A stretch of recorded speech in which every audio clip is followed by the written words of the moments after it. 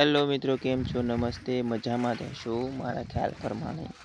આજે આપણે ખેતરની અંદર જો વાવણીનું કામ થઈ રહ્યું છે, તો વાવવા માટે આપણે આશુબેન જે છે એ મુહૂર્ત કરી રહ્યા છે. વાવણિયાને હાથી લકડા બળદ જોડી લીધા છે અને હવે આપણે ખેતરમાં શીંગ વાવવાની છે, કારણ કે ચોમાસાનું ટાણું આવી ગયું છે. એટલે એના કારણે હવે આપણે બળદોને પણ સાંદલા તિલક કરી અને આપણું કામકાજ જે છે વાવણી વાવવાનું, એ કામકાજ આપણે આજે શરૂઆત કરી દેવાની છે. તો મિત્રો, વિડીયોમાં નવા હો તો વિડીયોને સબસ્ક્રાઈબ કરજો અને લાઈક કરવાનું પણ ભૂલતા નહીં, અને વિડીયોમાં આગળ બન્યા રહેજો કે આપણે વાવણી જે ખેતરમાં કેવી રીતે વાવવાનું હોય એ તમને આ વિડીયોમાં જોવા મળશે, કે શીંગ કેવી રીતે પાકે છે અને કેવી રીતે ખેતરની અંદર વાવે અને શીંગ કેવી મોટી થાય અને પછી આપણી પાસે આવે છે ખાવા માટે, જે આપણે ખાઈ રહીએ.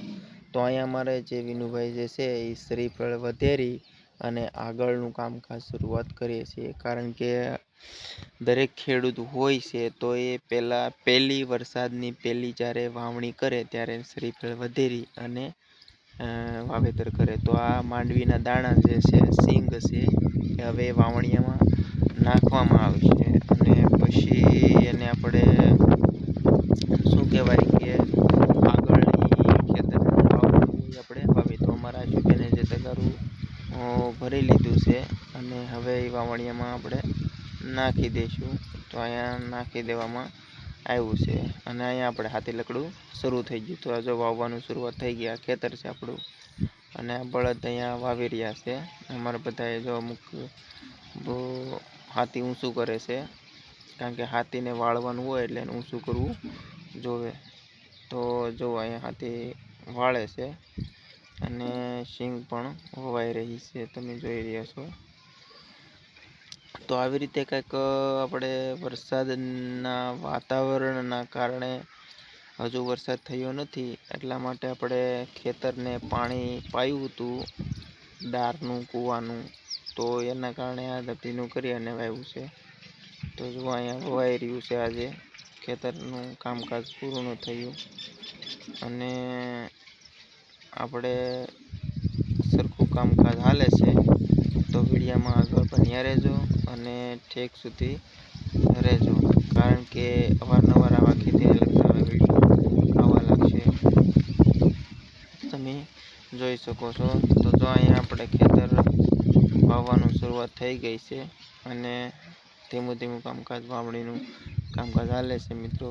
તો પ્લીઝ ચેનલને સબસ્ક્રાઈબ કરજો અને લાઈક કરજો, શેર કરજો અને તમારા મિત્રોને પણ મોકલજો. તો અહીંયા હવે આપણે કોરા ખેતરની અંદર ખાતર જે હોય છે એ ખાતર વાવવાનું શરૂ, કારણ કે બળદથી બધી આખી ખેતી કરવામાં આવે છે મિત્રો.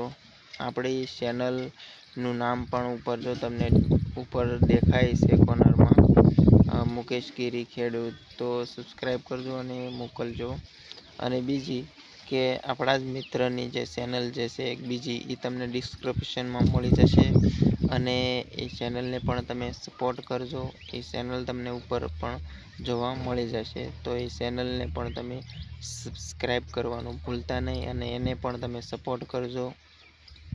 આપણા તે મિત્રની જે ચેનલ જે છે, તો આપણે સબસ્ક્રાઈબ કરવામાં કોઈનું કાંઈ જાતું નથી કે તમારે પૈસા પણ દેવા નથી, પણ આપણે સપોર્ટ કરવાનું હોય એક મિત્રને, બીજા મિત્રને, અને આગળ વધે અને અવારનવાર તમારા માટે નવું નવું જાણવા માટે લાવે. તો અહીંયા ચાલો મિત્રો, મળીએ હવે આપણે બીજા નવા વિડીયોમાં. નમસ્તે.